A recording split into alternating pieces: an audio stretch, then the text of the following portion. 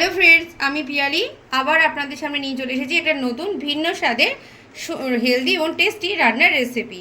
আজকে আমি যেটা করছি সেটার জন্য প্রথমেই যে উপকরণটা লাগবে আপনারা দেখতেই পাচ্ছেন, সেটা হচ্ছে পটল।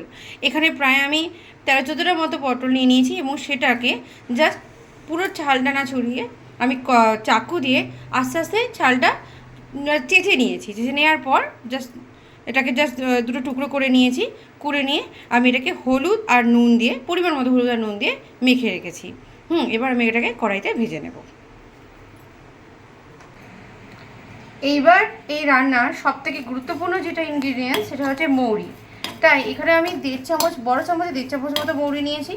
এই মৌরিটা এখানে আমি জাস্ট একটুখানি ভেজে নিচ্ছি। বেশি ভাজবেন না, যাতে পুড়ে না যায়, জাস্ট একটু ভেজে নেব। এবং সেই সঙ্গে আমি এখানে 1 ইঞ্চি মতো দারচিনিও দিয়েছি ভেঙে টুকরো টুকরো করে।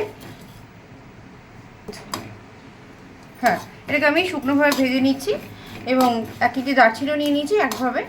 এবার জাস্ট একটুখানি ভেজে নিয়ে আমি এটাকে মিক্সিতে পেস্ট করে নেব। আপনারা চাইলে এটাকে হামাল দিস্তাতেও গুঁড়ো করে নিতে পারেন, বা শিলনোড়াতেও গুঁড়ো করে নিতে পারেন, বা মিক্সিতেও এটা পেস্ট করে নিতে পারেন।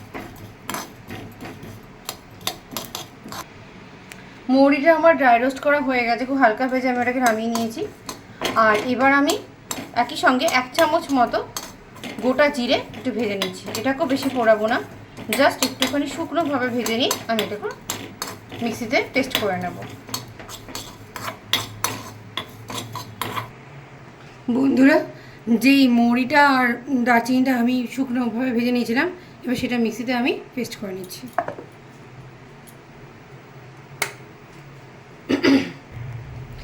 আমার মিক্সি কমপ্লিট হয়ে গেল, পেস্ট করা মিক্সিতে। এই যে দেখতেই পাচ্ছেন আপনারা, খুব সুন্দরভাবে গুঁড়ো গুঁড়ো হয়ে গেছে। এই একই রকমভাবে আমি গোটা জিরেটাকেও গুঁড়ো করে নেব। একই রকমভাবে আমি যে জিরেটাকে শুকনোভাবে ভেজে নিয়েছিলাম সেটাকেও এবার গুঁড়ো করে নিচ্ছি।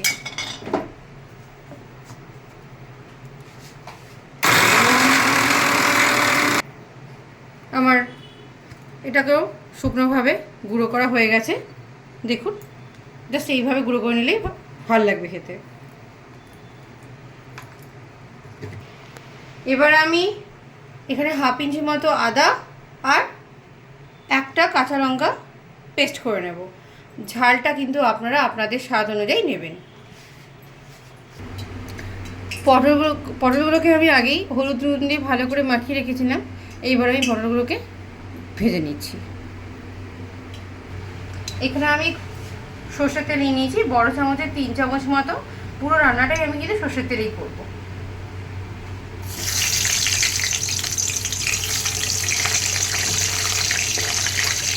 সমস্ত পটলগুলোকে কিন্তু খুব সুন্দর করে ভেজে নিতে হবে। একদম দরকার হলে সিম এখানে মিডিয়াম টু লোতে রাখবেন, যাতে পটলগুলো বেশ নরমও হয়ে যায়।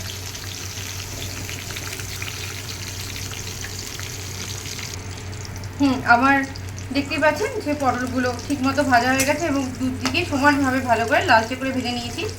একটু নরম নরম করে সিমটা ফ্লেমটা একদম সিম করে দিতে হবে, করে একটু নরম করে নেবেন, তাহলে সুবিধা হবে, তাতে পটলটা বেশ নরম হয়ে যায়।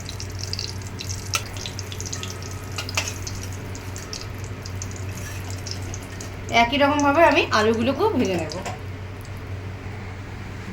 এখানে আমি 2টো মিডিয়াম সাইজের আলু এরকম লম্বা লম্বা করে কেটে নিয়েছি, ওটাই আমি এই তেলে ভেজে নিলাম।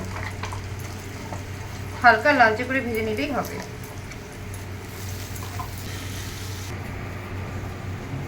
আলু ভাজা আমার হয়ে গেছে। এবার ওই একই তেলে আমি গরম মশলা ফোড়ন দিচ্ছি। এখানে আমি বেশি না, অল্প কয়েকটা ছোট এলাচ আর লবঙ্গ দিয়ে দিলাম। হালকা করে এটাকে ভেজে নিচ্ছি।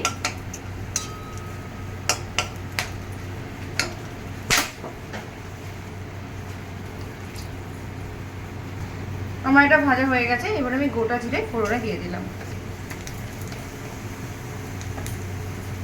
এটাকেও আমি জাস্ট একটুখানি হালকা করে ভেজে নিচ্ছি।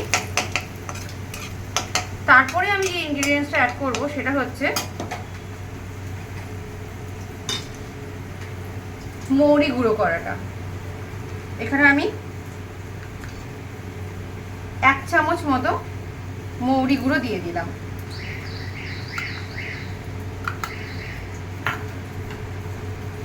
এবং তার সঙ্গে যে জিরে গুঁড়োটা অ্যাড করে রেখেছিলাম সেটাও আমি এখানে দিয়ে দিচ্ছি। আর দেব হচ্ছে কাশ্মীরি লঙ্কার গুঁড়ো।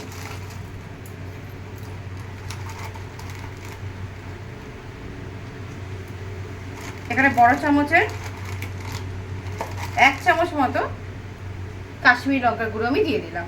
দিয়ে এবারে মশলাটাকে আমি ভালো করে কষিয়ে নেব।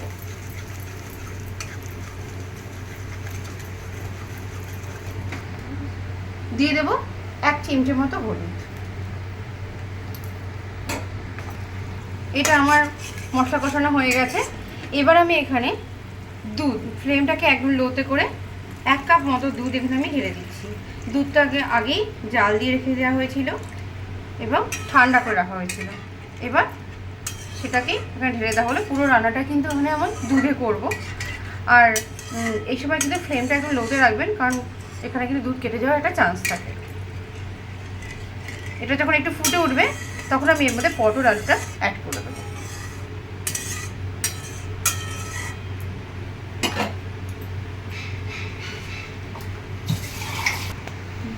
দুধটা আমার একদম ফুটে উঠেছে। এইবার আমি যে পটল আর আলুটা ভেজে রেখেছিলাম সেগুলো অ্যাড করে দিচ্ছি।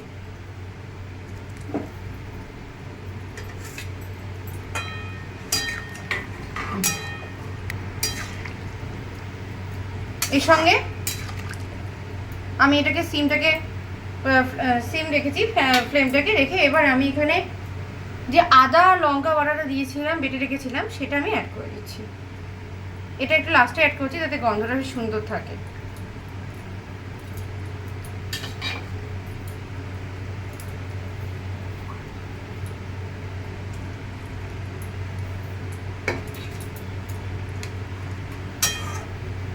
এবার এটাকে জাস্ট কিছুই না, আমাকে এটাকেই 10 মিনিট লো ফ্লেমে বা মিডিয়াম টু লো ফ্লেমে আমাকে এটাকে ঢেকে রাখতে হবে। আর সেই সঙ্গে অবশ্যই তার আগে আমি একটু লবণটা অ্যাড করে নেবো স্বাদ অনুযায়ী করে। আমি এটাকে 10 মিনিট মতো চাপা ঢাকা দিয়ে রাখছি লো ফ্লেমে। তারপরে ঢাকা করবো এবং ততক্ষণ এটা সেদ্ধ হয়েও যাবে। এবার আমি এখানে ছোট চামচের 1.5 চামচ মতো লবণ দিয়ে দিলাম। আপনারা আপনাদের স্বাদ অনুযায়ী লবণটা অ্যাড করবেন।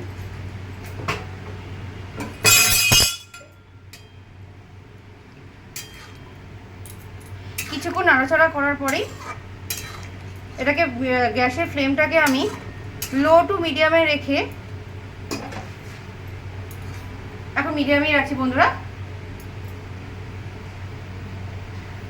দিয়ে আমি এটা থালা দিয়ে ঢাকা দিয়ে দিলাম এবং 10 মিনিটের জন্য এটাকে ফুটতে দেবো। আচ্ছা বন্ধুরা, আমার দেখতেই পাচ্ছেন এটা বেশ ফুটেও গেছে, গ্রেভিটা বেশ ঘন হয়ে গেছে এবং আলুগুলো একদম গলে গেছে আর পটলগুলো নরম হয়ে গেছে।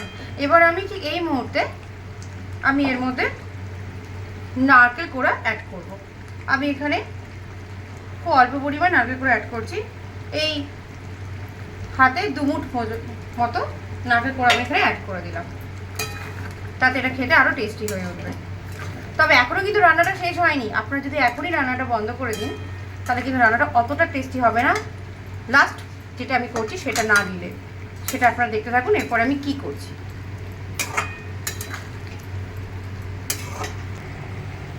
ওইদিকে তো আমার পটলটা তো হচ্ছে লাস্ট, আর অন্যদিকে বাটির মধ্যে আমি 2 চামচ মতো ঘি গরম করে নিয়েছি এবং যে এইটা আমি রেখে দিয়েছিলাম মৌরিটা গুঁড়ো করে, সেইটা আমি এর মধ্যে অ্যাড করব।